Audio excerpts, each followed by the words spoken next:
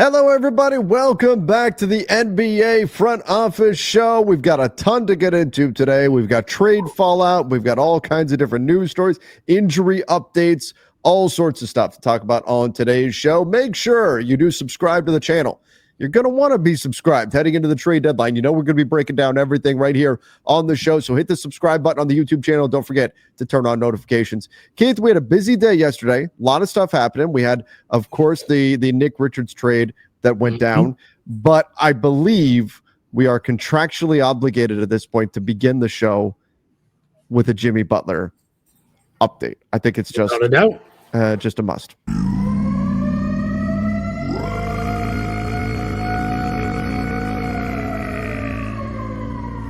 I want to see me get my joy back from playing basketball, and wherever that may be. Can you get your joy back here on the court? Probably not.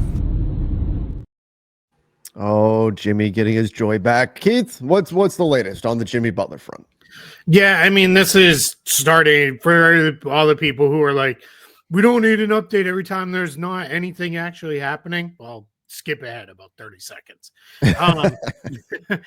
He apparently did not tell the Bucks that he doesn't want to go there. That's per Sam Amick, who said he had league sources tell him Jimmy Butler's camp never told the Bucks he wasn't interested. That makes a lot of sense. Why are we eliminating teams, especially teams with veteran guys that presumably he'd want to play with?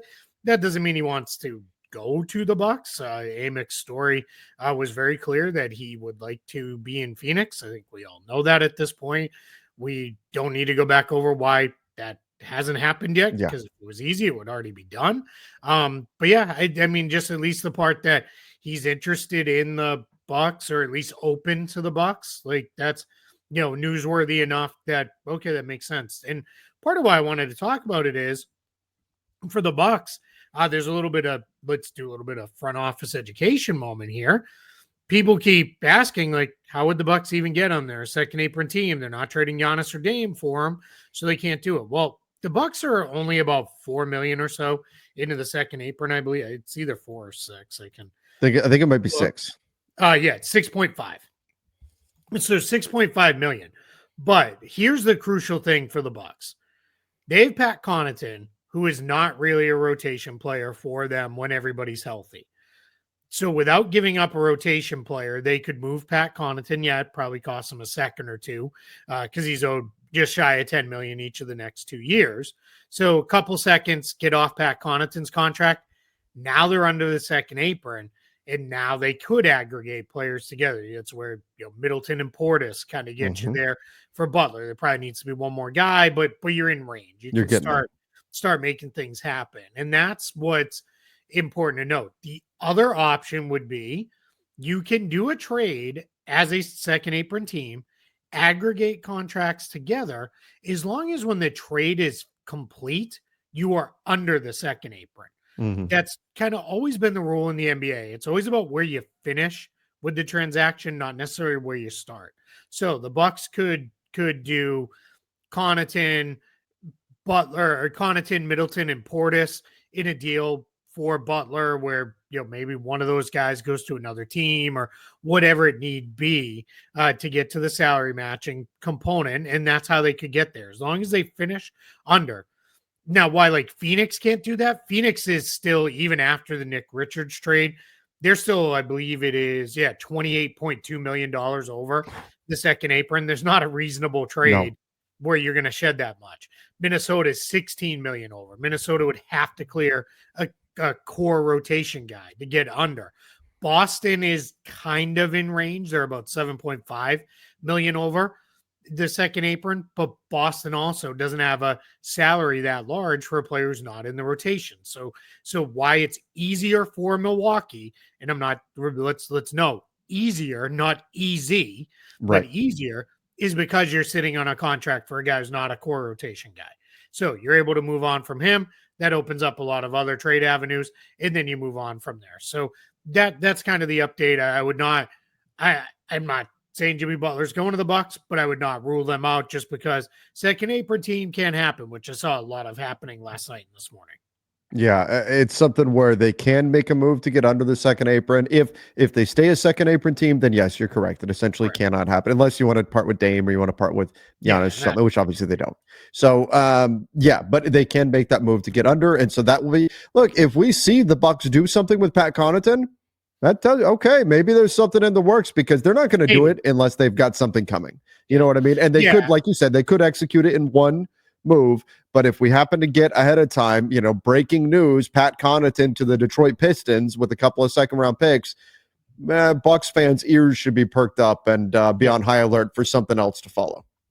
Now, if that breaking news comes out at 2:30 on deadline day, there's a good chance that is just we're getting ourselves out of the second apron and going to avoid any of the hassle that comes with that and clear 10 million off.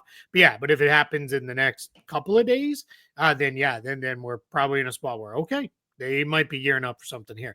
And it is important to remember, John Horst, since he's run the Bucks, they've been pretty aggressive about making moves. Pretty much every year they do something. It's not always a big move because reality is you can't do a big move every year. It's just not up to do that, but they're always involved with doing stuff. I mean, remember what was it 2 years ago? I think it was the Jay Crowder for 5 second round picks move. Like they kind of started that whole here's every second we can trade, movement where then second round picks started flying around, like they were, candy that people were like, here, you can have some and you get some, Oprah style. You get the car. Yeah, exactly. So, I just keep an eye on Milwaukee, even if it's not for Jimmy Butler. I think they're going to be active. They're playing a lot better. They actually, if people didn't know, they moved past Orlando last night by beating Orlando. They beat Orlando pretty handily. They moved past them in the standings, so they're up in the 4th now and starting to play a lot better with their guys. So that now I would feel a lot more comfortable. All right, let's make a big move to kind of surround Giannis and Dame and really try to go for this. All right, let's jump over to the Knicks. Karl-Anthony Towns dealing with a thumb injury. The Knicks yesterday, day before, were getting connected to potentially a Jonas Valanciunas trade using Mitchell Robinson. Clearly, they need some help in the middle. Karl-Anthony Towns, dealing with this injury, playing through it right now. He's been so important for this team. Been a really big, especially rebound. He's been fantastic on the glass, but now this thumb injury may be something to be concerned about with just with how reliant this team is on him. And Mitchell Robinson, we're still looking at maybe early February for a return for him. But Keith, every time we start talking early February, you start thinking about, well, you're not that far away from the All-Star break. Is there a point where you just kick it down the road another week and then you're at the All-Star and then you get the player an extra week off? So it's not like help is necessarily right around the corner for the Knicks. So this is definitely going to be something that we need to keep an eye on for New York. Yeah, without a doubt. And just to provide a little clarity on the injury, because we did get some of that from the New York Post, he has a bone chip in the thumb and he's dealing with a right thumb sprain. So that's kind of the double whammy there for him and why that's important. He's a right-handed player. So, that's a shooting hand. It's didn't seem to affect his shot as much, with your thumbs involved in your shot, but not, overly so. But it really seemed to impact him as a passer. Like he didn't seem to have a great grip on the ball when he was playing through it against the Pistons the other night. Did not play due to the injury last night as they beat the comically shorthanded 76ers team. Cool. Or I guess last night they were better, right? It was 2 nights ago. The Sixers played like nobody. It was the Nets last night. We'll talk about that in a second because I don't know if you saw any of that mess. I saw the final score. We talked about it. The Lakers Nation postgame show. We were talking about the game against the Heat and everything, and then people in my chat started saying, like, "Hey, look at the net score," and I hopped over and went, "Oh my god, what happened?" Yeah. But anyway, back to close out with the Knicks. Jericho Sims started in his place. That's what they've historically done. They drop him in there. We talked about it the other day. They're reportedly shopping Jericho Sims. I don't really know what to make of that, but it kind of is what it is. But I think with Mitchell Robinson, another thing to watch too is it's kind of their best tradable salary left without dipping into a core rotation guy. So it wouldn't shock me if it's like, hey, he can come back on, and I'm pulling this date out of thin air, but February 4th, and they're like, actually, let's just wait. Because the last thing you want is come back, he gets hurt again, and then a team's like, actually, I don't want to trade for him. So we'll see how that comes together for the Knicks. But yeah, the cat injury is a little messy. We'll do the Nets thing real quick here. So sure. This was the Nets. I'll pull the score. Starting group. Oh, you're gonna pull it up? Okay, perfect. Yeah. Here's the big thing as you pull that up. They were missing like a lot of their regular guys, including like most of their ball handling and most of their playmaking. D'Angelo Russell didn't play. Cam Johnson didn't play. Ben Simmons didn't play. And I know some people are going to be like, well, that's all the time. That it isn't. But yeah, so if you scroll down on that box score, just look at the starting group. All right, not horrible. Nick Claxton, Noah Clowney, sure. Zaire Williams, Keon Johnson. Those guys have been starting. They combined for 24 points from the entire starting group. Unbelievable. And it was. But look at the minutes for look at Nick Claxton played 17 minutes. Yeah, because it was very quick. Jordy Fernandez was like, nope, like I'm done with this. We're gonna go to these backup guys. I mean, only Jalen Wilson shot 50% for the game. Well, I guess Zaire Williams did too. But yeah, just an absolute disaster of a game. They ended up losing by 59 points. This was unbelievable. This was one of the worst lineups I've seen a team put on the floor in years. Just brutal stuff. And, it was so close, man. So close. Clippers just needed to get a couple more hoops and we could add the full game double up. And it didn't get there. Crazy. That is some next level tanking right there by the Nets. All right, let's jump over here. This kills me. We've got the big game tonight. The Cavs, the Thunder, the rematch, and credit to the NBA. Who knew? They're actually marketing it just like they did last time. They're putting some energy behind it, which is great. You love to see that. But no Isaiah Hartenstein. Like, I'm still going to watch the hell out of this game. The Thunder can still defend pretty well without a big. They do a nice job. They've got experience doing that. But, man, you just think Jared Allen and Evan Mobley are going to feast with no Hartenstein, no Chet Holmgren. That will certainly be something to watch in this one. How do the Thunder try to compensate for Isaiah Hartenstein being out? Yeah, thankfully now Jalen Williams, the center one, is back. The big one, yeah. So it's not that's J Will. J Dub is the wing, the one who's like in All-Star conversations, All NBA conversation. So having J Will back is big because at least you have a real center. But they'll get by again with him and Kenrich Williams. They have Brendan Carlson, who is with them. They waived him. They've brought him back on a 10-day contract. But they'll piece it together. I mean, they played a lot of minutes with J Dub acting as the 5, as a 6'6" center. And they just basically said, all right, you know what? We're going to spread teams out. We'll double team where we need to. We'll aggressively push the ball and try to play it that way. And they really struggled with without centers because they're whatever they are, ridiculous in 5 on the year or whatever it is. So clearly they're doing okay figuring it out. But yeah, 1 week's not the end of the world. Here's a good news piece though for the Thunder. Chet Holmgren is starting to ramp up on-court workouts in front of the media. And that's always big because when they're not hiding it, that means we don't really care if you see it. Like, it's generally that's a positive sign. Like, that means, like, I'm not saying he's close, but I would say probably shortly after the All-Star break is in range, like a month-ish from now, which would be awesome. Yeah, it'd be great to get him back. Obviously, he's an incredible player. That before he got hurt, there was a game against the Nuggets where he played Jokic to a standstill. And that's not to say that's what he is. That's not to say he's that clutch. But for one game, he went, shot for shot with Nikola Jokic. Like, he's got that kind of potential to be a huge difference maker for the Thunder. So I can't wait to see them get Chet Holmgren back. Of course, hope they get Isaiah Hartenstein back soon as well. Such a talented team. They're so good. But I'm still excited for Cavs Thunder. It just takes a little bit away from it. Yeah, it definitely does, especially with the Cavs having Mobley and Allen being such massive parts of their team. But it kind of, in a way, makes it a little more funky, right? Like how do they counter that? Like, what are they going to do differently to kind of go at that? So, yeah, it's still going to be a really fun game. I'm really excited for that. One other piece on the Thunder with Holmgren coming back. there's a world where, right, they should go get Cam Johnson. And I'm not saying they shouldn't. Mm-hmm. And they clearly have the ammunition to go do whatever they want to trade for, just about anybody who becomes available. But my thing is, there's a world where they could very easily say, our trade deadline acquisition is Chet Holmgren. Like, that's what we're going to do, because you've done 90% of this without him since he's been out, and you're playing great. And then it's like, we'll add him, and that's like a cost-free acquisition. We just, plug him in there. So that, could be the way they play it out. I don't know. We'll see. I mean, you got to wonder, like, they tried last year.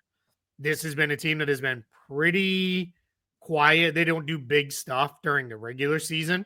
I really wonder, did the Hayward thing, was it like, oh man, like that worked out horribly? Are they going to be like, I don't really want to go that direction? But I trust Sam Presti and staff to make the right decision on whatever they think they need to do. But yeah, I mean, there is a world, like you said, where you could be like, Holmgren's our trade deadline acquisition, and just move forward that way. Yeah.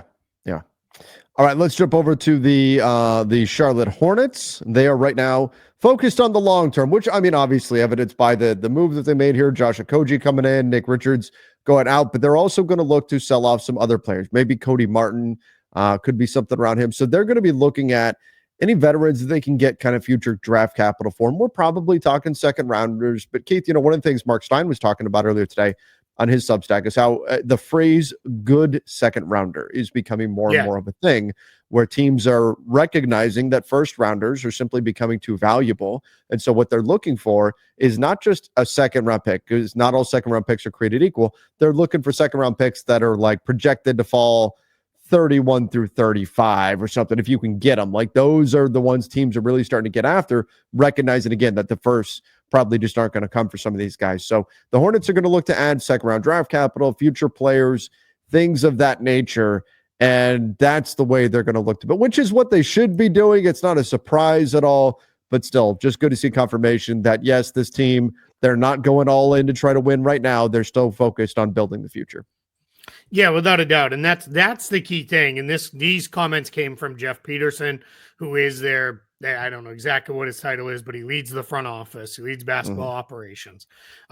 He basically said, like, yeah, we're open to anything, but we are not chasing playoff berth this year, then miss for 4 years, then get back in for 2 years. He wants to build a team that's in the playoffs year over year over year. Then that's good to hear, right? So they're going to guide their decisions. That's why, like, I've seen some people be like, at what point do you need to think about trading LaMelo or Brandon Miller and those kind of things? Well, those will be driven by, are they the right guys long term? It's not going to be, hey, let's go get this, very short term upgrade that can push us in. And it's refreshing to hear him say that. And then now let's see, does ownership continue to support that? If we're in like year 2 or 3 of not being very good, then does that start to change? Because we've seen that, it always sounds good to buy into the rebuild when it's starting. It's when you're a couple years in and fans are starting to get cranky and people are like, I don't want to watch these kids play 35 minutes to lose by 20 anymore. Like, that's when it starts to get kind of ugly. So, but we'll see. But right now, Hornets are, going in the right direction, even though they stink and they're terrible. And, but that's okay. That's kind of by design. So we'll see how it comes together the rest of the way. But I was excited to read those comments from Jeff Peterson. All right, let's get into the All-Star voting around the NBA. A third All-Star voting return is in. Here, I'll share it with everybody here in just a moment. Keith, the All-Star, we'll see how this all works out with the All-Star game. If it's able to be something, now that they're changing the format and everything, if it's able to be something better than what we've seen in the past. But right now, you can see Giannis Antetokounmpo, a leading vote getter there in the East front court. Jason Tatum, Karl-Anthony Towns right behind. And then for the guards, you've got LaMelo, Donovan Mitchell, and Damian Lillard. What do you think is up with LaMelo? Is just the guy that plays a fun style, so people want to see him in the All-Star game? Because I don't think, I mean, he shouldn't be ahead of Donovan Mitchell, but especially by, 400,000 votes or whatever it is. Yeah, he probably shouldn't be ahead of any of the guys that are right behind him. Right. 2 through 8. All those guys are more deserving. Not that he's having a bad year or anything. I think this is a representation, a really good snapshot picture of a lot of basketball fans consume basketball through clips and highlights. He is one of the most like clip and highlight players that exists. You watch him play night in, night out, it starts to grate on you a little bit where it's like, all right, cool, man. Like you're not playing defense and you just took another 35 footer with 16 seconds on the shot clock. Like, Yeah. what are we doing here? But when those go in or he makes a great pass, then that makes for a great highlight. And I think that's part of what it is. I will say this too. Let's make sure to remind everybody, fan voting is only half of the component. Yeah. Player voting and media voting decides the rest of who gets in. There's no chance LaMelo Ball is going to be a starter in the All-Star game. And heck, we don't even know what that means anymore. Because we've got these 4 teams that they're going to, or yes, 3 teams they're going to create out of the 24 NBA All-Stars and then the 1 Rising Stars team. So yeah, we'll see, what ultimately happens with him, but I don't think he's going to get into the game, but it clearly shows he's super popular with the fans. And if I'm the Hornets, I'm happy with that. I mean, capitalize on that. Yeah. They're watching in some form or fashion Hornets. I don't have an issue with any of the rest of these. Giannis is Giannis. Tatum is Tatum. Towns has been terrific for the Knicks. Donovan Mitchell's been awesome for the Cavs. If Lillard or Brunson somehow it becomes one of these last week and their fans go absolutely bonkers voting for them, wouldn't have a problem with either one of them either. Like these guys are all probably going to be there anyway. Yeah, agreed. All right, well, I'm going to jump over to the West here, and we'll take a look and what the West voting return looks like. I tend to not get, like you said, this is not everything for the voting. This is not ultimately determining who will be in, because like you said, the fan vote is only 50% of it. So I tend to not get too upset with this, but here we are in the West. You've got Jokic leading the way for the front court, LeBron, Kevin Durant, Wemby, Anthony Davis, Sengun, Jalen Williams. And we've got with the guards, SGA, Steph Curry. How about SGA getting more votes than Curry?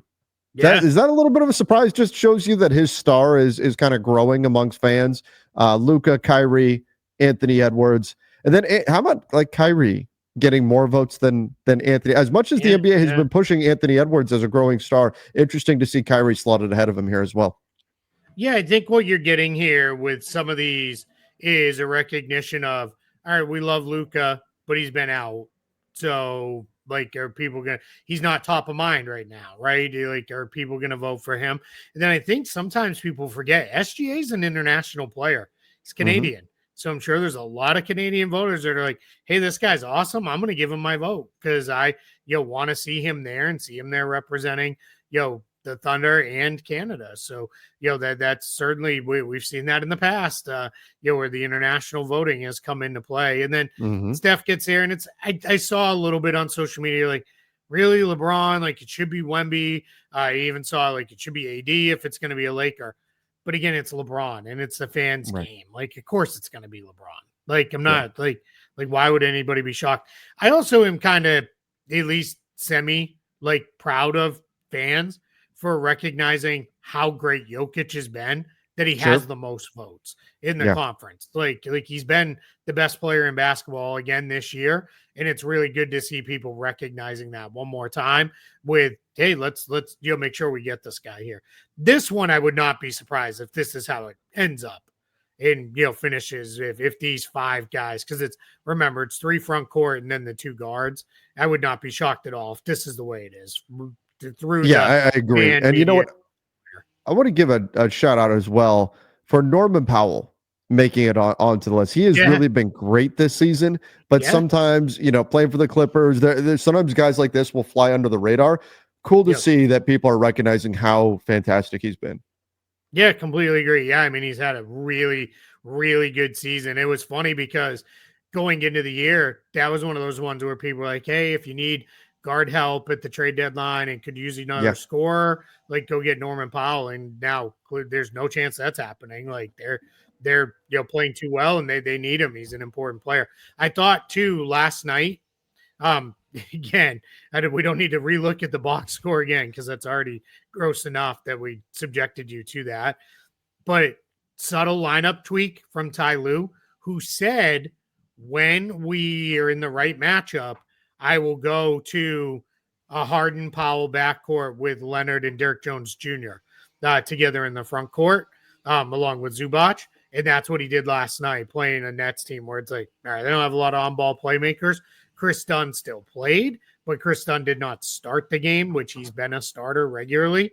So that was a little interesting that, all right, he followed through, and we'll see. Maybe that becomes a flexible thing. We know Kawhi's going to continue to miss time throughout the course of the year, but we'll see how that all comes together. But I thought that was an interesting little lineup tweak by Ty Lue, and him sticking to something.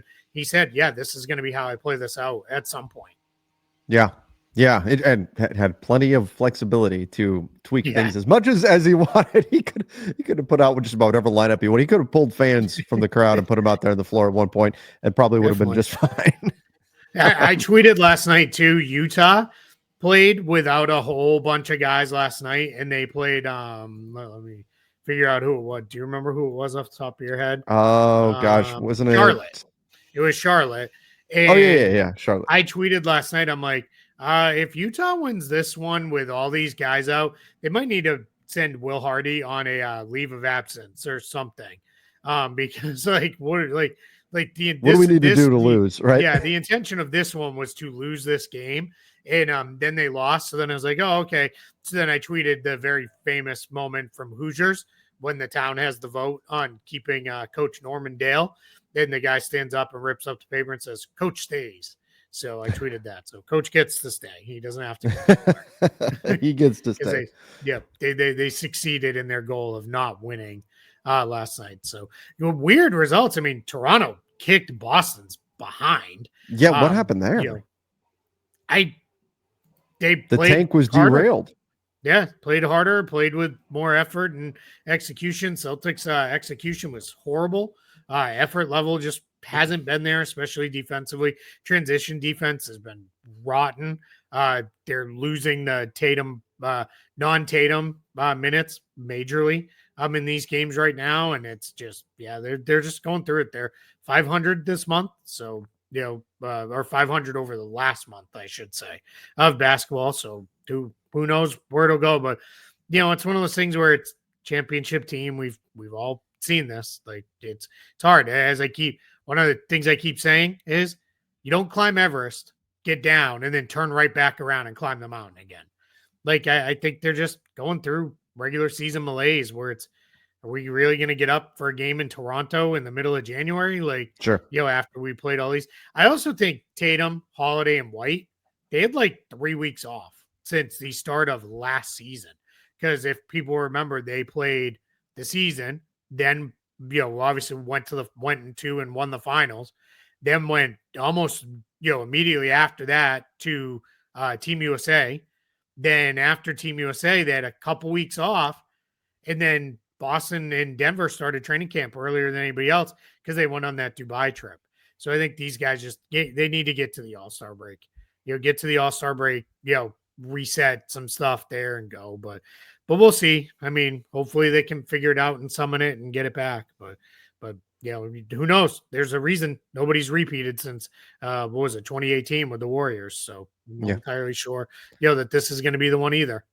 Well, I mean, like you said, middle of January. This is the time. This is the dog days of the season in terms of players getting fatigued and just kind of the, every other day you're playing a game. This is when it starts to really get the players there. The All-Star break is coming up, but it's not that. It's still a month off, so it's players can be going through it during this part of the year. But all right.